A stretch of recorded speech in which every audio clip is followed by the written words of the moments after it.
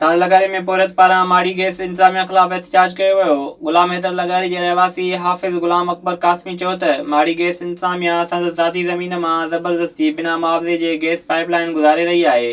हुन चयो त गुज़िरियल 13 ॾींहनि खां सख़्त थधि में छपर ठाहे खुलियल आसमान हेठि वेठा आहिनि। इंतजामिया ॻाल्हियूं करण बदिरां हिरासत करे रही आहे। मां 13 ॾींहनि जे अंदरि 13 ॾींहं थी विया आहिनि। माड़ी पेट्रोलियम कंपनी मुंहिंजे सर्वे नंबर 109 मां पाइपलाइन विछाई वई आहे।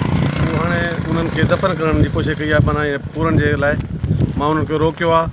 उहे मुंहिंजे लाइ आया आहिनि त तव्हां हिते असांखे उबूर हिते पाइपलाइन अॻिते करण ॾियो। असल मामिलो छा आहे जंहिं ते तव्हां एहतजाज कयो? असल मसइलो इहो आहे त माड़ी पेट्रोलियम कंपनी असांखे मुआवज़ो ई नथी ॾे। असांजो हक़ु आहे, मां हक़ु वठी रहंदुसि ऐं मुंहिंजो हक़ु आहे जेको मां उन हक़ जे लाइ हिते वेठो आहियां। पोरियत मुतालबो कयो त गैस इंतजामिया खिलाफ़ कार्रवाई करे ज़मीन मां गुज़रंदड़ गैस पाइपलाइन जो मुआवज़ो ॾियारियो वञे। विज़िट कयो अवामी आवाज़ मीडिया ग्रुप जी वेबसाइट awamiawaz.bk